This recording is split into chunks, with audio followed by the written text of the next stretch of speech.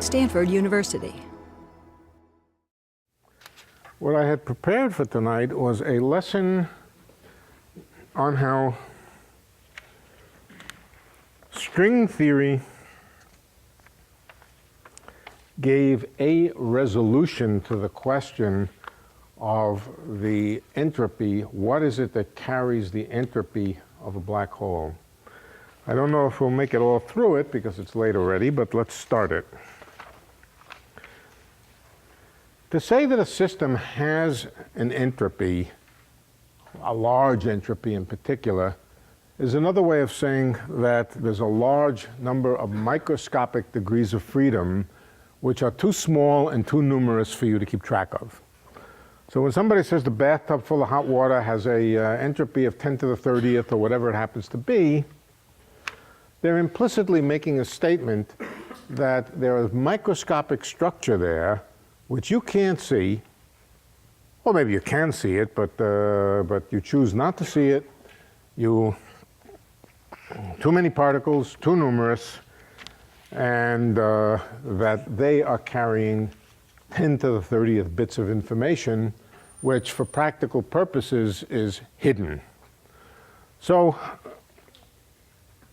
it then becomes a question that you can ask, all right, you do the thermodynamics, you study water, you heat it a little bit, you measure its energy, you measure its temperature, you use the laws of thermodynamics, and you discover that it has a certain entropy and so forth. It then becomes a question, what is it? What are those microscopic degrees of freedom that are carrying the entropy? Given that it has an entropy, you know they're there. But that doesn't tell you what those degrees of freedom are. It doesn't tell you what those objects are.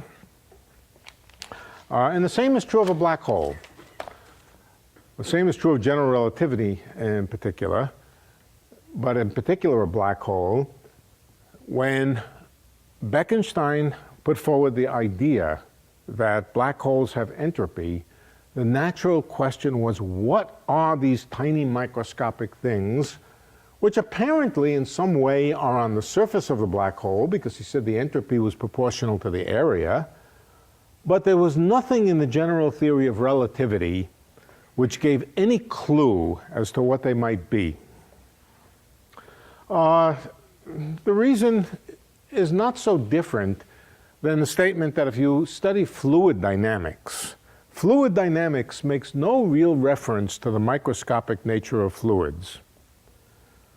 What does it do? It's a sort of coarse-grained description of the macroscopic flow of fluids. There's a velocity at every point in the fluid. There's a density of the fluid. A few things like that. And it makes no reference to the microscopic theory. But when you change the temperature of the fluid, you change the energy of the fluid, you discover there's an entropy, and it tells you there's a microscopic structure there. Just like fluid dynamics doesn't tell you what that, fluid dynamics together with some thermodynamics does not tell you what that fundamental microscopic structure is. It tells you it's there. And, invites you to start to consider the question of what is there beyond the simple fluid dynamics questions you could ask. In the same way, the entropy of black holes invited us to start asking, is there a microscopic structure to black holes or to gravitational fields or to space-time or whatever that is explaining this entropy? Now, string theory did provide an explanation of the entropy of black holes. It may not be the only explanation. String theory might not be the right theory of black holes, might not be the right theory of nature, we don't know. But within the context of string theory, it provided a picture and an explanation of what the microscopic objects are that carry the entropy of the black hole. So I thought I would take you through the very, very simplest way of, and it's not so simple, but the simplest example of counting the entropy of a black hole using string theory. Fortunately, you don't have to know too much about string theory, very little in fact. The argument is basically qualitative. Unfortunately, it's a little bit too crude to see any absolute exactness, but it's good enough to get the order of magnitude answer right. So we'll go through that. The first thing you need to know is some facts about the constants of string theory and gravity. First thing is, both in gravitation and in string theory, there's a unit of length. The unit of length that's important for the structure of strings is different than the unit of length that's important to the structure of gravity. The gravitational length scale is called the Planck length. Right? Let's call it L sub p. It's some combination. Somebody remember it? That it contains G, H bar, and C. I can't remember what it is. Square root of G, H bar over C cubed. Does that ring a bell?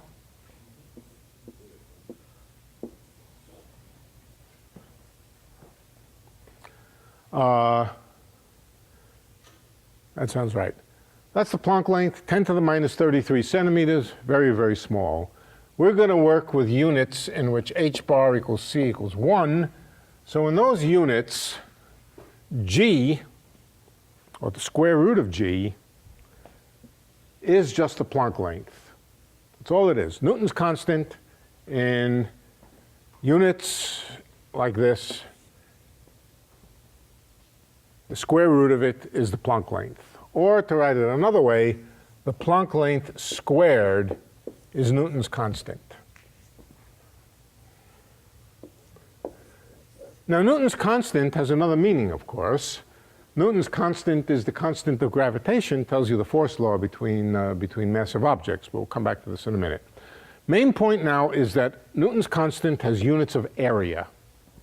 That's why we say that the entropy of a black hole is its area measured in Planck units. It's its area measured in units of g. Okay, that's one statement. Now, what about string theory?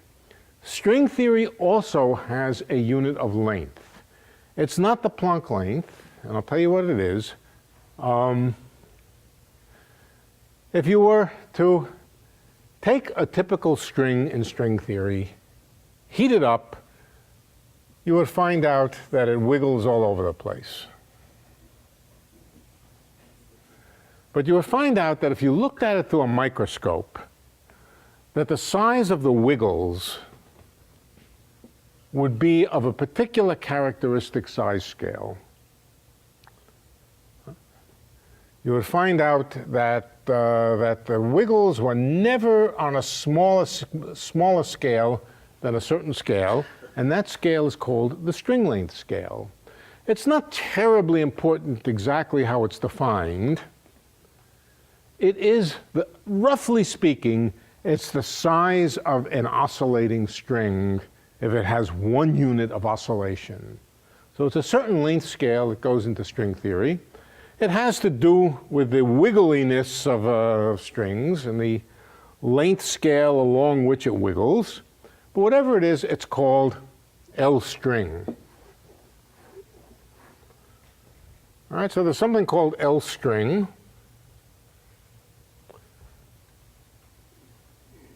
Also something called L string squared, but for the moment there's L string.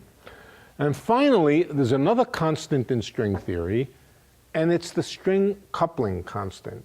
Anybody remember what the string coupling constant is? First of all, what its meaning is? Tension. Legend. Probability of It's the probability that if a string crosses itself, it breaks. All right? So it's the probability that if you have a string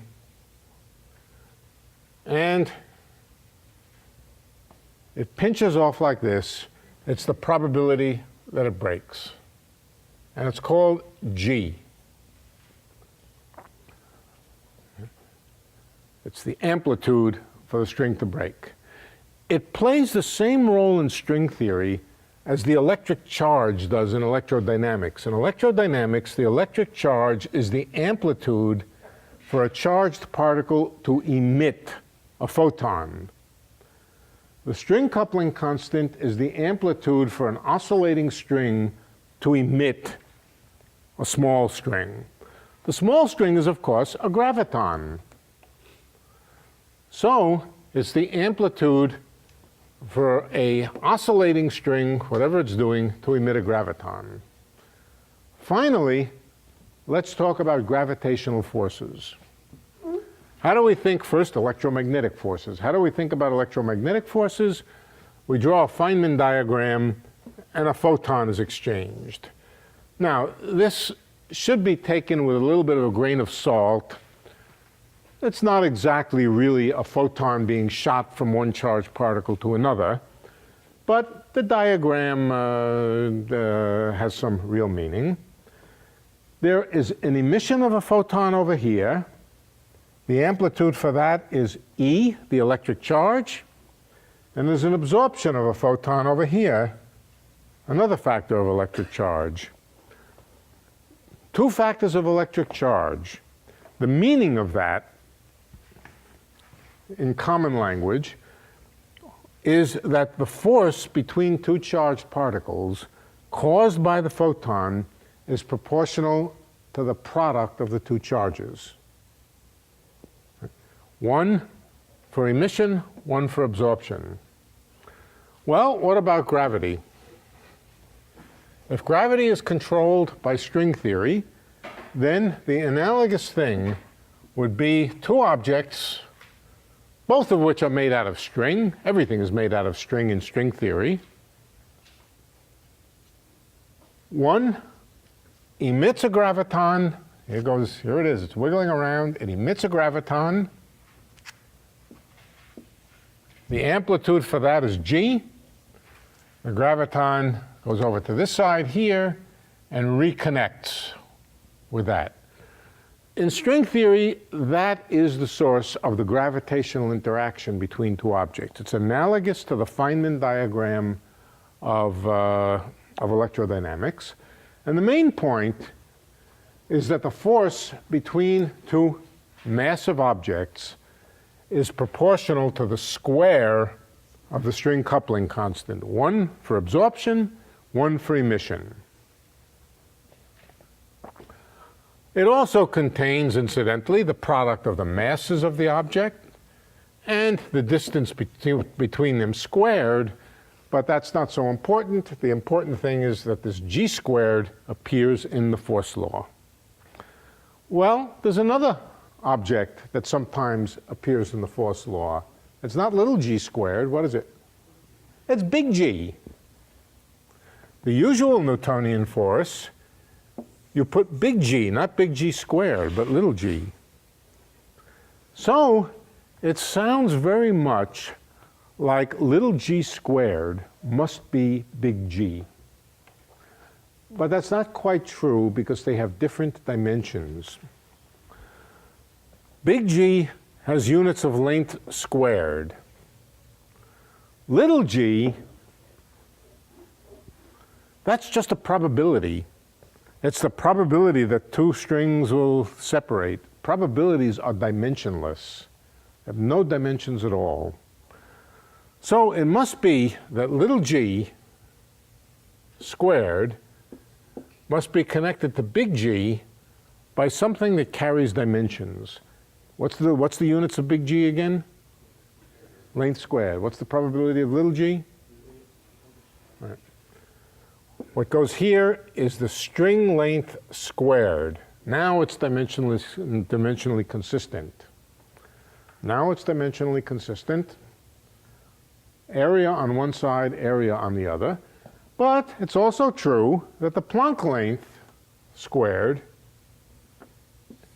is L Planck squared. So we've just derived the relationship between the Planck length, the string length, and the coupling constant. Removing the square root, it's the coupling constant times the string length is equal to the Planck length. Now, typically, we imagine that G is a small number, that the probability for strings breaking up is a small number. If it's a big number, we don't even know how to get started in doing string theory. We typically think of it as a small number, and so the Planck length is typically a small fraction of the string length. But that's, we just keep that in mind. This is one of our basic equations. L Planck squared is the Newton constant, and L Planck is equal to the string coupling constant times the string length scale. These are two important equations.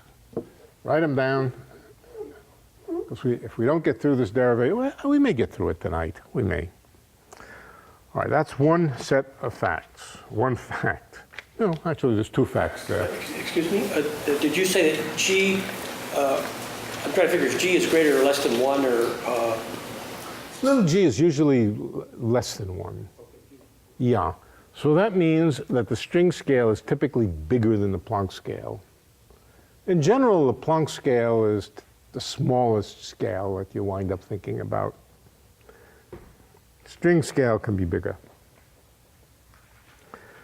Okay. Next, entropy. Let's start with entropy of black holes.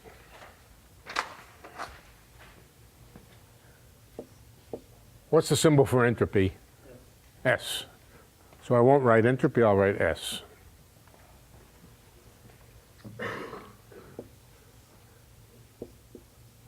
What's BH stand for? You sure it isn't Bekenstein-Hawking? Okay.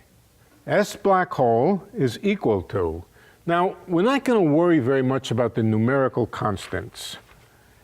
First of all, it's equal to the area of the horizon divided by G. Does that make sense? Is this dimensionally consistent? Sure. Area has units of area, and G has units of area. There's a 4 in there, but we're not going to worry about the 4. That's, all right, another way we could write it is to remember that the area is proportional to the square of the Schwarzschild radius divided by G. And the Schwarzschild radius is 2mg. So this becomes proportional to m squared g squared. mg is the radius, m squared g squared is the area, and now we can factor out a g. So the entropy of a black hole is the mass squared times Newton's constant. But it's also the mass squared times the Planck length squared. All of these are the same thing. Mass squared times Planck length squared, that comes from here. All right? So that's the black hole entropy. Now let's think about a string.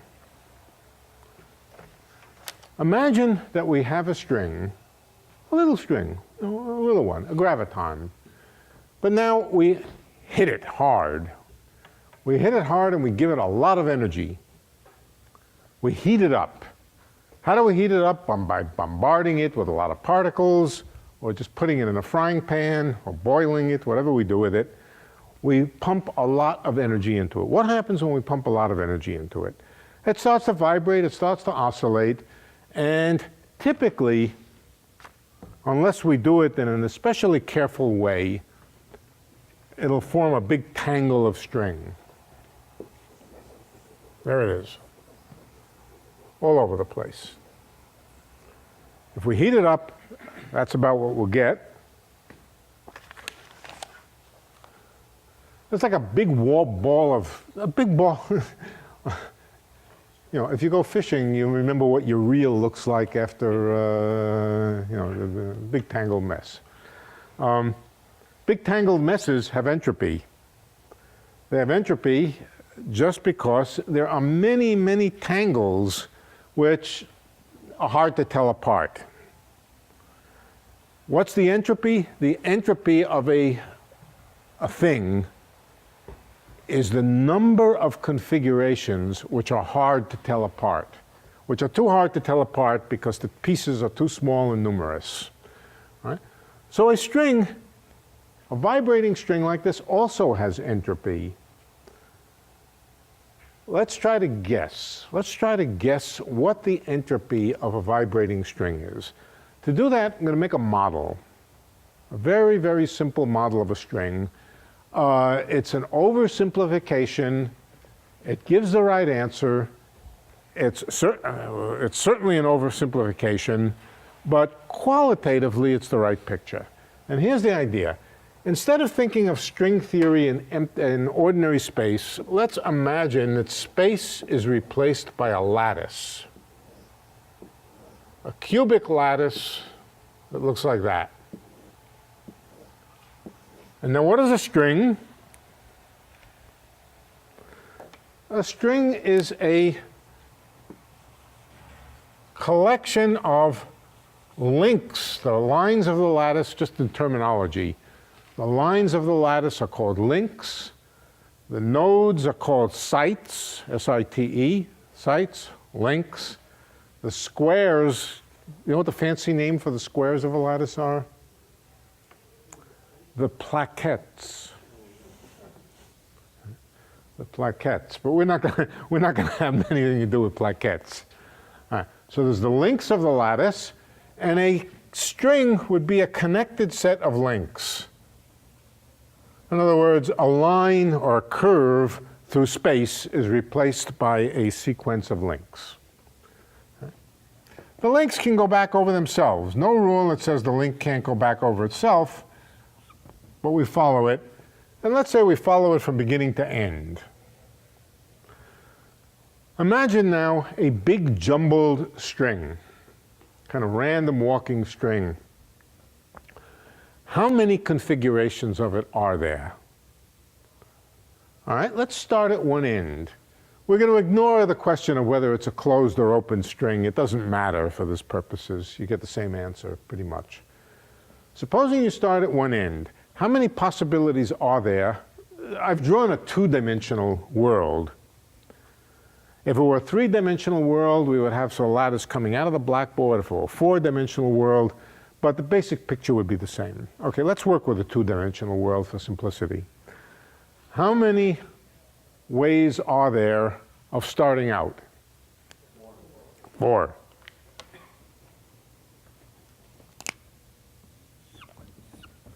Okay, we get to this one over here.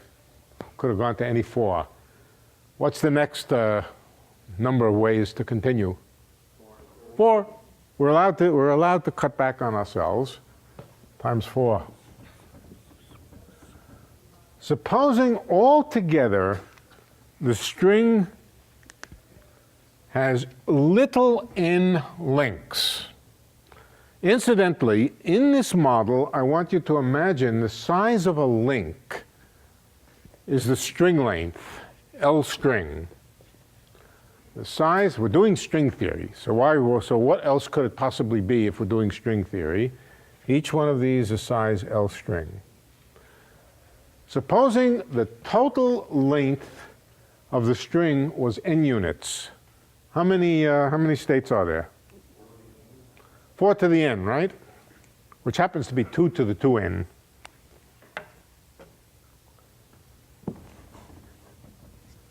Let's just write 4 to the n.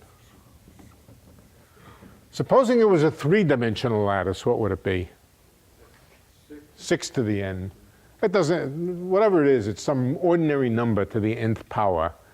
Supposing it was a lattice which wasn't a cubic lattice, but was a hexagonal close pack lattice or some other ridiculous lattice, the number would still be some number to the nth power. Right? Now, what is the definition of the entropy? That's how many random states, and in fact, it's an interesting fact. Of course, some of them are very special. There's the one state which is just a straight line. That's a pretty rare possibility. The chances that you would get a straight line are pretty remote, 1 out of 4 to the n, if n is large. If you run this on a computer and just random, get a random number generator and just start generating string configurations, and n is relatively large, let's say 100, they'll all look about the same.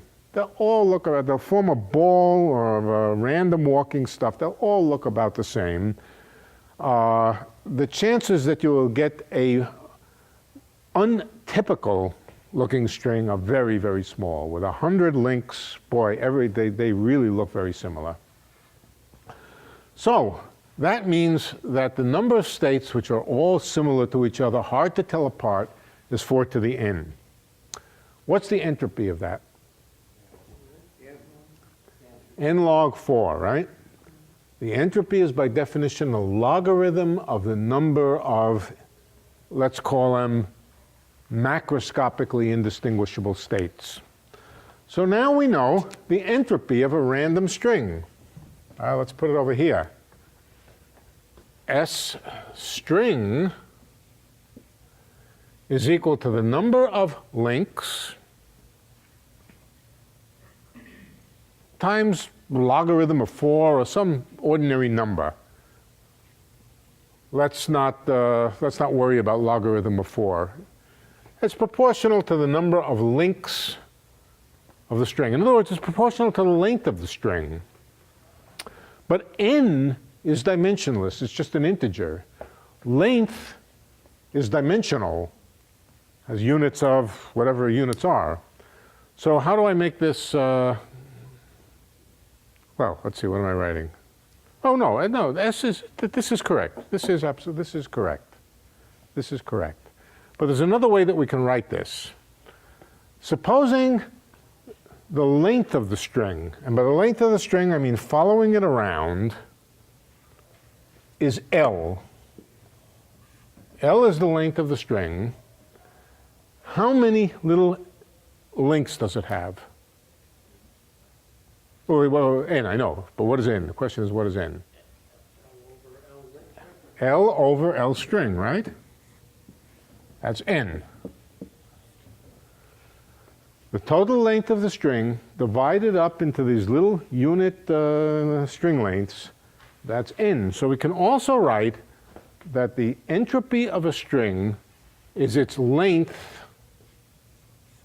divided by divided by L string.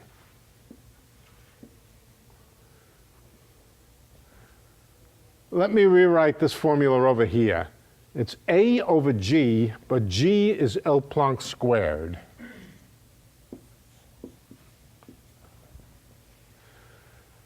There's something both similar and totally different about these formulas. Area is replaced by length. L Planck squared is replaced by L string. They are different. They're not the same. They contain different powers. This is linear in the length. This is quadratic in the size of the thing. Contains L string downstairs. This one contains L Planck downstairs. But there is some similarity, but they are different. Now, let's rewrite it another way. In string theory, each one of these little links has a mass. The mass of one link, let's consider it.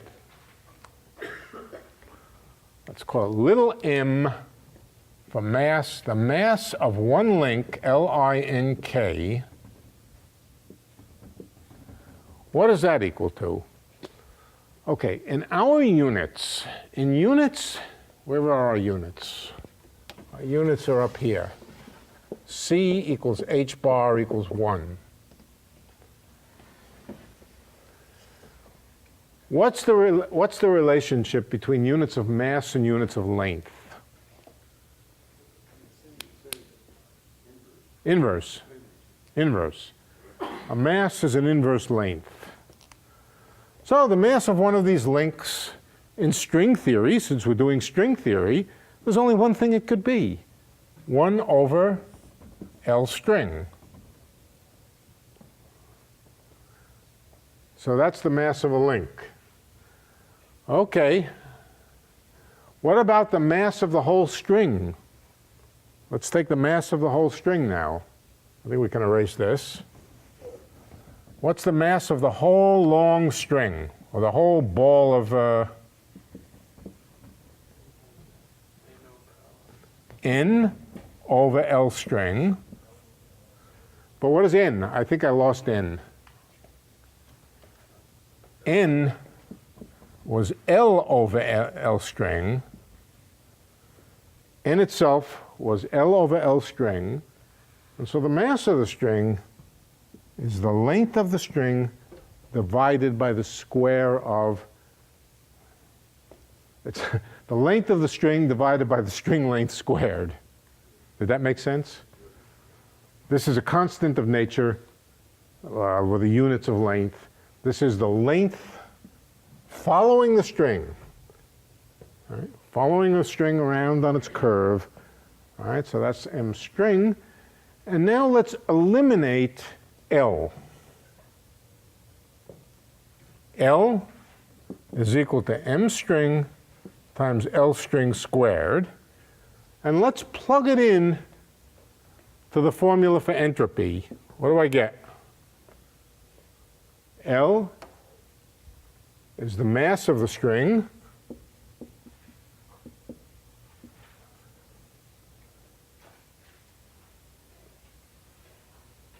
times L string, right? Did I get it right? I got it right. Well, the mass of the, let's not even call it the mass of the string, the mass of the whole thing, whatever it is.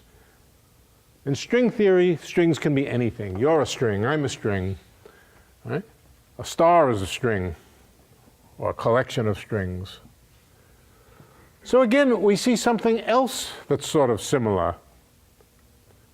The entropy of the string, or the entropy of the black hole, is the square of the mass times the Planck length squared. The entropy of a string is the mass of the string times the string length.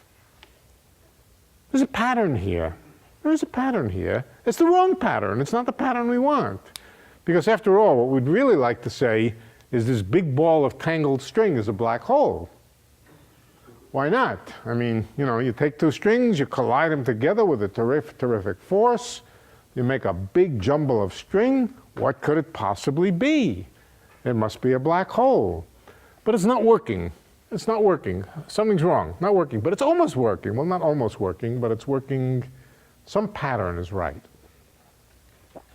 Let's take a little break. I need a break. No, we'll I don't know if we'll get there tonight. I'm not sure, but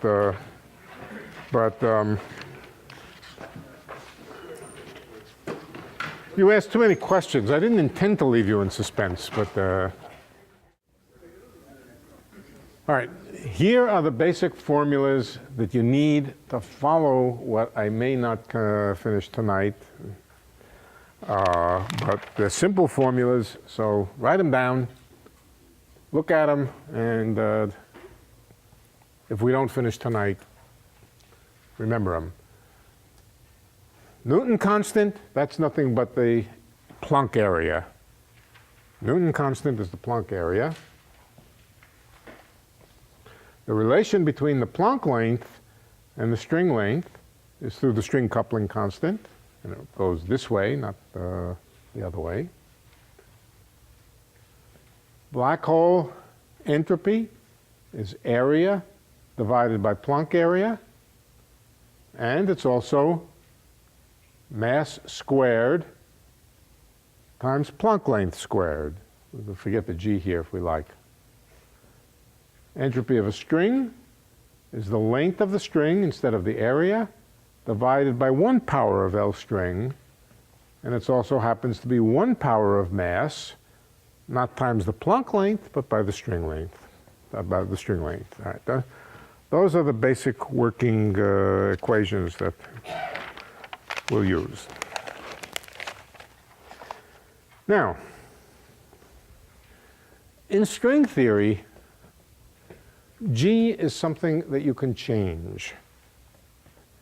You can imagine that the coupling constant G is something that somebody could have a knob that could change.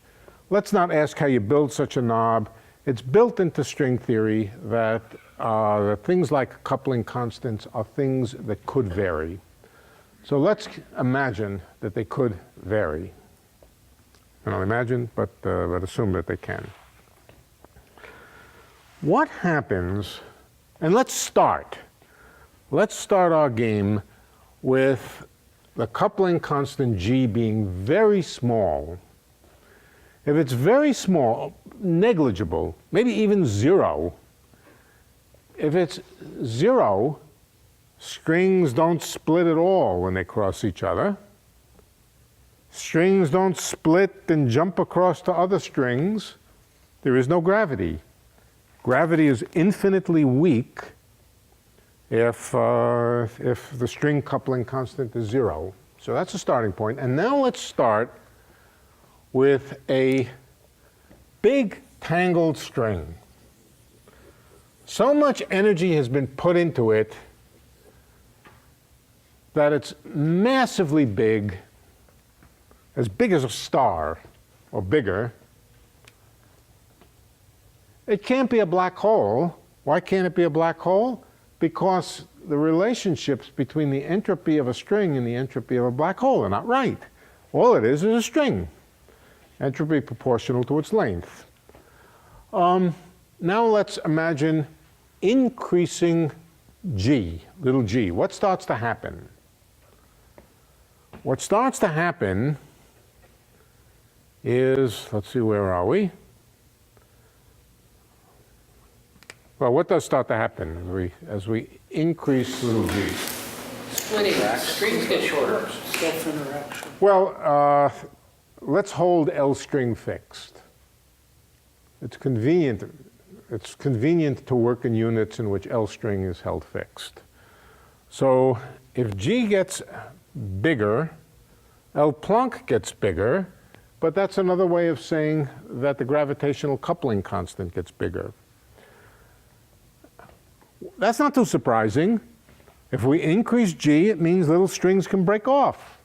If they can break off, they can jump across, and gravitation becomes important.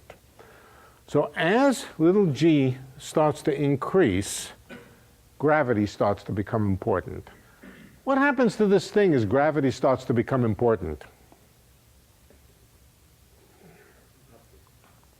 Gravity starts to pull it together. It pulls it together, shrinks the size of it. What happens to the energy of it, incidentally?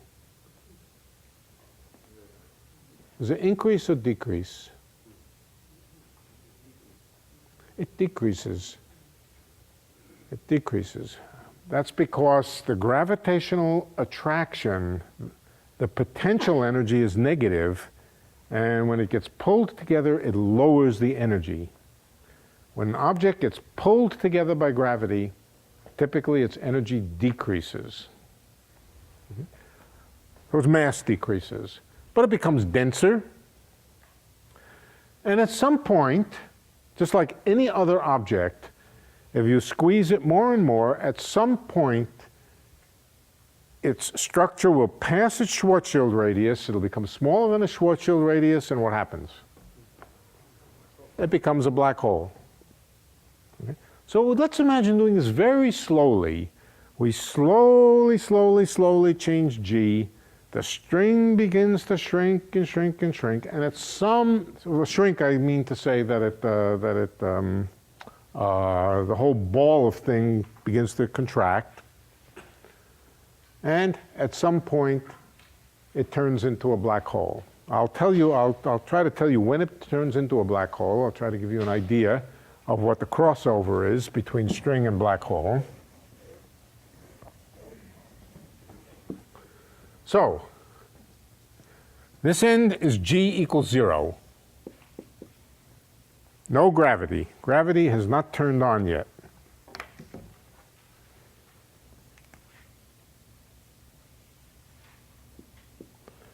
Now we start increasing G. The string starts to shrink, and eventually, when G is large enough,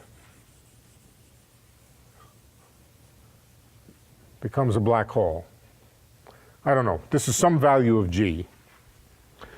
The value of g depends on the mass of the object. The more massive it is, the smaller g has to be in order to make it a black hole. That's pretty clear. The more massive it is, the more easily it'll become a black hole. So at some point, depending on what we started with, it will become a black hole.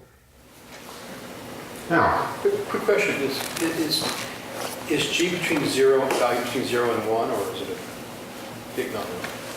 let's say it's between 0 and 1. I think it's convenient to say. I think it's useful to think of it as being between 0 and 1. Yeah. Yeah. It's not. The story is not pretty when g gets bigger than 1. We don't want to go there. Okay. So yeah. And in fact, we're going to continue to think of g as small. If g is small, it may take a very big object in order to turn into a black hole. And it will. All right? So it may take a rather large thing to turn into a black hole. But whatever g is, basically there's an object which is big enough that when by the time you turn g up to that value, it will turn into a black hole. Okay, so that's what happens if you slowly, there's another word for slowly, adiabatic. Adiabatic is a physicist's fancy term for changing a control parameter very slowly, turning a dial very slowly. So under an adiabatic change of g, this turns into a black hole. What would you guess happens if you then take the black hole and turn g back again?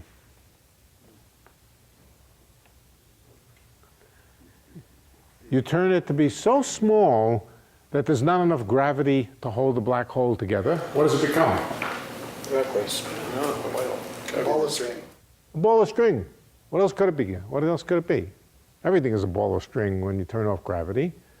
And so it also goes this way. Now, there's actually a technical point here.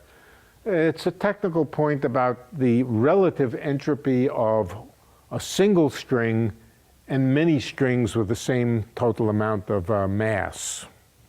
You might think, well, when you go back again, perhaps it doesn't turn into a single string, perhaps it turns into 3 disconnected pieces of string, or 100,000 disconnected pieces of string.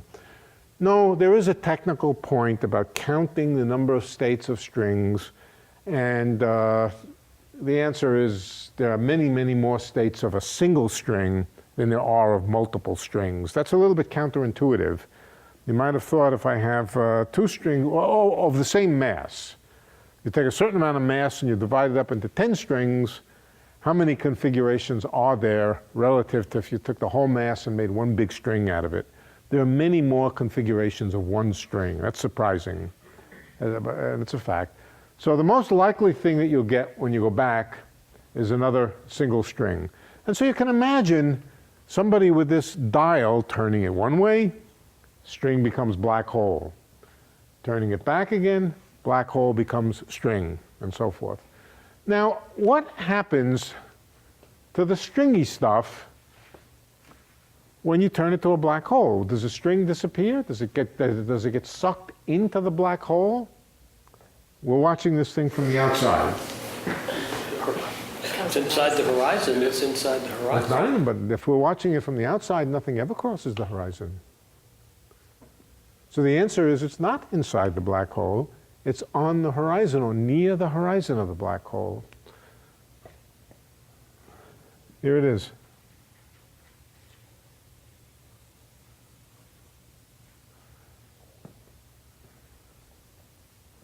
Of course, it's only a good macroscopic sized black hole when the black hole is much bigger than the string length scale.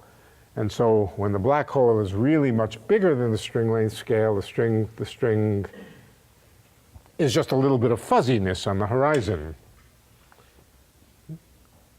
And that's what you would see from the outside. As you turned up gravitation, the object would collapse, but you would see the string sort of collect on the horizon of the black hole. Okay?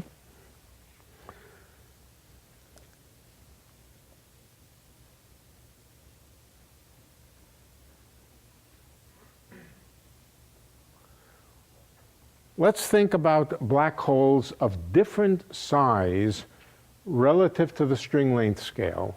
The string length scale is basically the size of these loops of string here. Let's imagine a smaller black hole. Here's a smaller black hole, and here's the loops of string. Do you think it makes sense to think about a black hole which is itself much smaller than the lengths of the loops of string which make up the black hole? Well, there's no way you can answer that than to know a little bit more about string theory than we've talked about, but the answer is no. The point at which the Schwarzschild radius gets as small as the loops of string, that's the transition point. All right, so if you imagined varying the constants so that the relative size of the Schwarzschild radius and the string length scale varied, somehow you did that, then at the point where the string length scale is comparable to the Schwarzschild radius, that's the point at which the black hole becomes a string or the string becomes a black hole. There's another way to say it.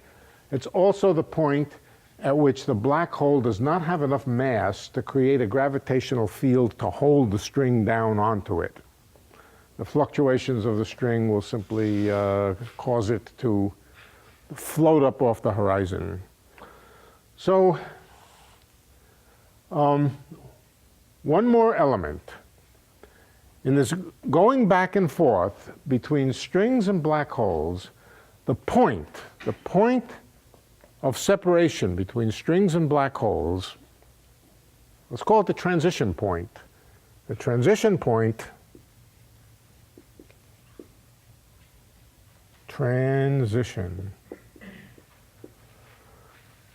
is when the Schwarzschild radius,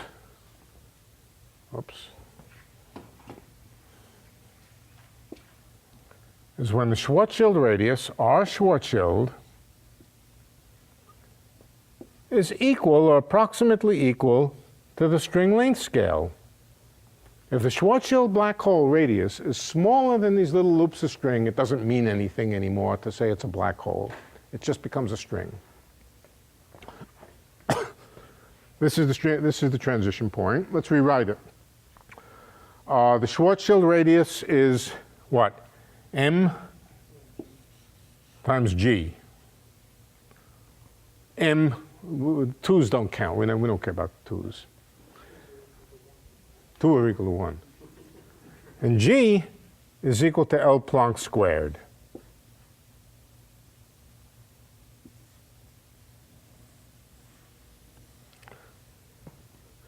Actually, we can go one step further, can't we?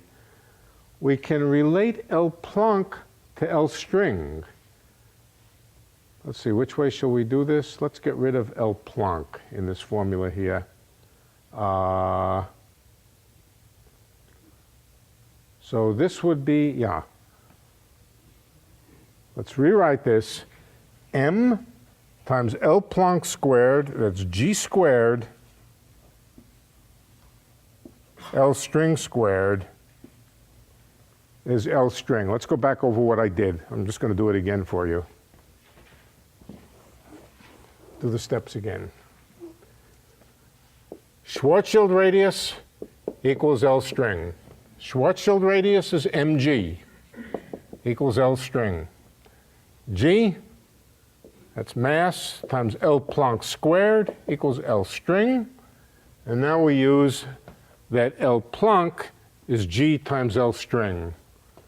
So this is M Planck, G squared, L string squared equals L string. Did I do that right? Yeah. I think we can cancel something here, can't we? Equals 1.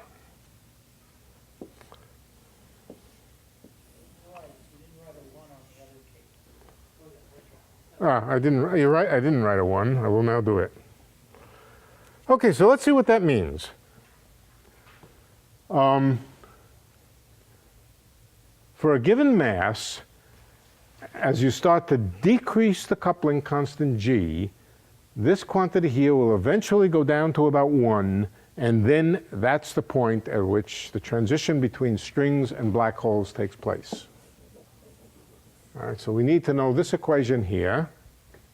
Somewhere there you wrote that the entropies are equal. Of what? You wrote mLP squared, I thought, was equal to LS. Well, so far I haven't even talked about entropy. I mean, I talked about entropy earlier.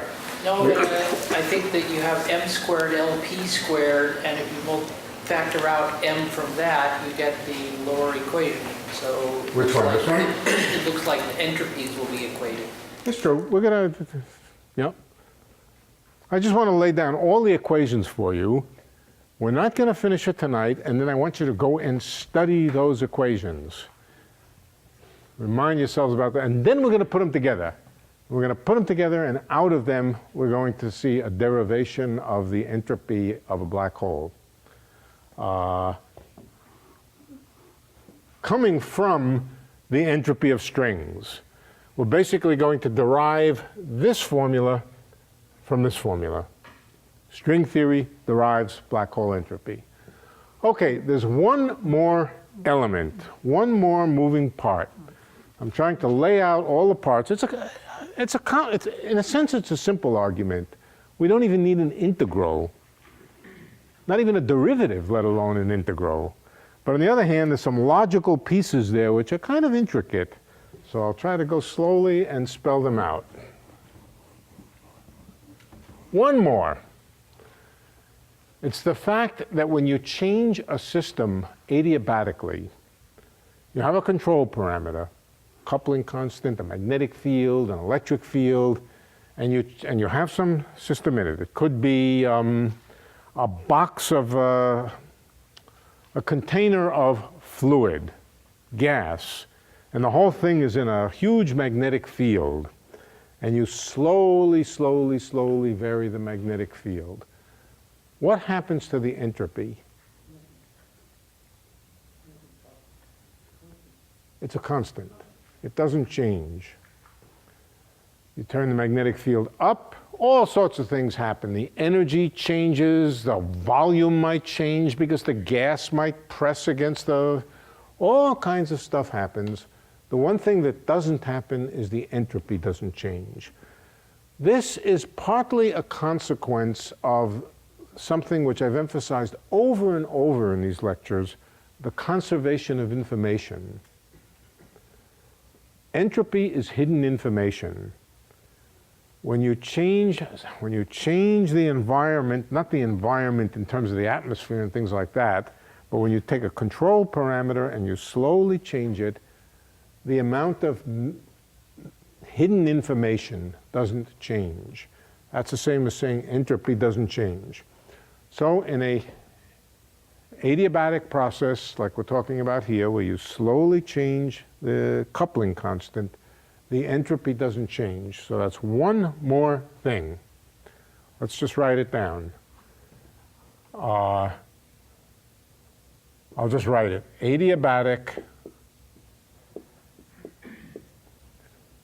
change of anything, but in particular G, does not change the entropy. Question, wouldn't that be contingent on, doesn't go through a phase transition, like steam to water or water to ice? Yeah, it is contingent on not going through a phase transition, but phase transitions are characteristic of infinite systems. Phase transitions, really strict phase transitions, only happen when a system has infinite volume. Systems of finite volume never have, strictly speaking, phase transitions.